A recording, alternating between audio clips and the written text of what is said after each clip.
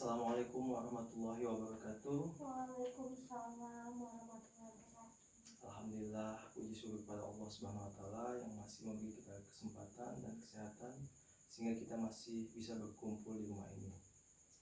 Nah, saya ucapkan terima kasih atas kedatangan ibu-ibu yang telah meluangkan waktunya untuk datang pada pertemuan kali ini dalam rangka melaksanakan pertemuan kelompok yang kita lakukan setiap bulannya.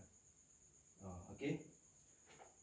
Ada baiknya sebelum kita mulai acara kita melakukan doa supaya nanti acara kita bisa berjalan dengan lancar ya. Oke, doa kita mulai.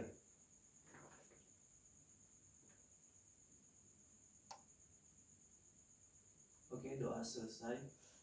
Alhamdulillah ibu ya. Nah sebelum sampai ke topik utama, saya mau bertanya sama ibu-ibu. Kan sebelum kita udah belajar nih tentang pelajaran kita sebelumnya. Apa pelajaran kita sebelumnya ibu-ibu?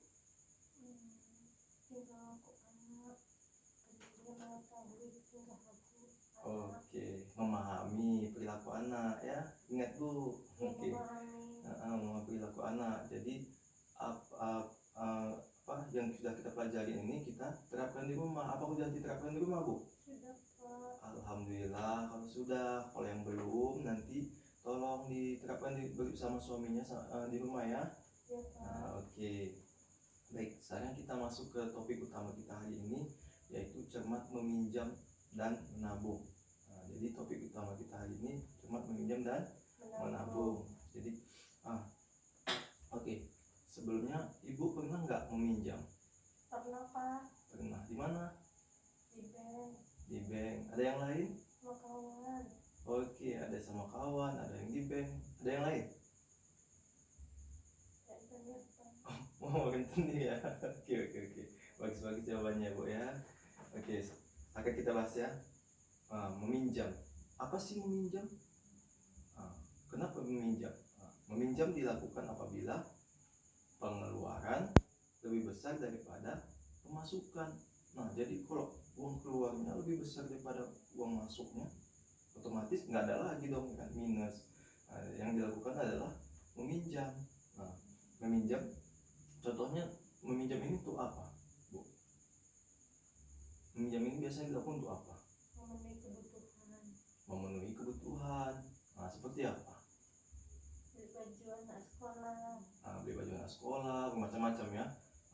Jadi kalau meminjam ini biasanya dilakukan untuk hal-hal yang penting gitu. Jangan nanti meminjam ini dilakukan untuk bukan hal-hal yang tidak penting. Misalnya dia meminjam uang untuk apa? Untuk beli HP, beli baju, kan nggak ada gunanya kan. Jadi uang pinjaman itu dipinjam dengan secara tidak cermat. Jadi inilah kita gunanya belajar di sini. Kita belajar bagaimana meminjam, cermat menabung gitu. Jadi meminjam di sini dilakukan untuk kegiatan yang produktif sesuai dengan kebutuhan. Itulah gunanya meminjam. Dan juga meminjam ini disesuaikan dengan kemampuan membayar dengan jumlah pendapatan kita. Nanti jumlah pendapatan kita sekian, kita pinjamnya dengan jumlah yang besar. Gitu. Jangan sampai dengan jumlah yang besar, tapi sesuaikan dengan jumlah pendapatan kita. Kemudian ketika meminjam itu sesuaikan dengan total pengembalian paling murah. Jangan nanti kita meminjam itu total pengembaliannya tinggi. Misalnya kan tadi ada yang bilang rentenir ya kan bu. Rentenir kan mahal tuh total pengembaliannya. Nanti bisa bunganya berlipat-lipat ya. Seperti itu. Jadi namun ada baiknya sebelum meminjam itu kita bisa manfaatkan, misalnya ada tabungan kita, manfaat tabungan. Atau ada aset yang lain, memanfaatkan aset kita yang lain itu. Jadi itu bisa kita minimalisir ya. Jangan sampai kita meminjam gitu. Nanti ujung-ujungnya kalau kita sering-sering meminjam apa? Beli lubang, tutup lubang. Udah minjam lagi, pinjam lagi tempat lain nih gitu kan. Gitu-gitu aja terus. Jadi seperti itu. Biasanya minjam tadi ada yang menyebutkan di bank. Ya betul. Di bank bisa. Gimana lagi? Tempat minjam lagi sama kawan bisa kita minjam ya kan.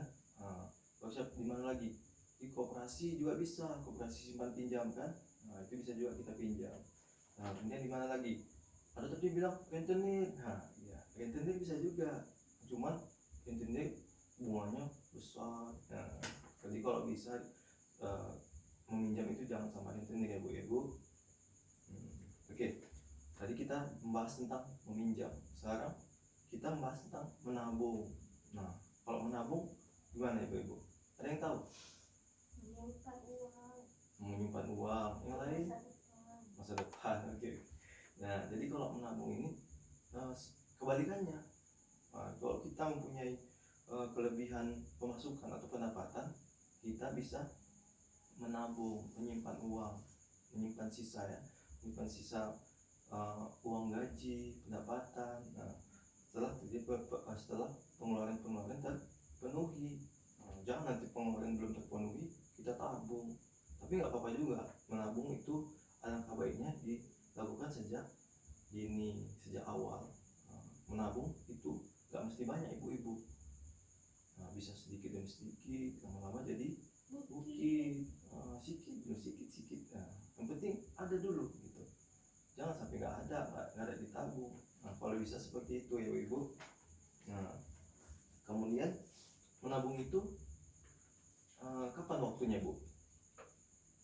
Bisa dilakukan kapan? Awal bulan, mau harian juga bisa, mingguan bisa, bulanan bisa ibu-ibu ya.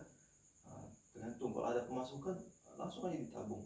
Di mana kita bisa menabung ibu-ibu? Di bank. Mana lagi? Celengan ya, ada yang celengan ya. Bisa di celengan, di bank. Kalau bisa yang aman itu di mana? Yang paling aman tuh menabung di bank. Bisa di koperasi juga, koperasi simpan pinjam. Oke, jadi tujuan menabung itu apa? Ada yang tahu? Kita sering menabung itu apa? Menabung untuk apa Bu? Masa depan. Oke. Biasanya menabung itu untuk membayar uang SPP, modal usaha dan lain sebagainya ya. Oke. Demikian tadi itu pemaparan saya tentang meminjam dan menabung. Kesimpulannya, sebaiknya kita meminjam untuk kebutuhan yang seperlunya aja atau untuk kegiatan produktif. Menabung itu kalau bisa dilakukan sejak awal, sejak dini, untuk tabungan kita di masa depan atau dalam keadaan darurat nanti kita bisa butuh, kita manfaatkan ya. Saran saya kepada ibu-ibu sekalian, sekiranya nanti pelajaran ini disampaikan kepada suaminya ya, supaya nanti kita sama-sama belajar bagaimana cara meminjam, bagaimana cara cermat meminjam, cermat menabung. Bisa kan ibu-ibu? Bisa Bapak. Alhamdulillah, semoga ya. Mungkin demikian yang bisa dapat saya sampaikan. Semoga bermanfaat bagi saya dan bagi ibu-ibu sekalian. Lebih kurang saya mohon maaf. Wabillahi taufiq wal hidayah. Assalamualaikum warahmatullahi wabarakatuh.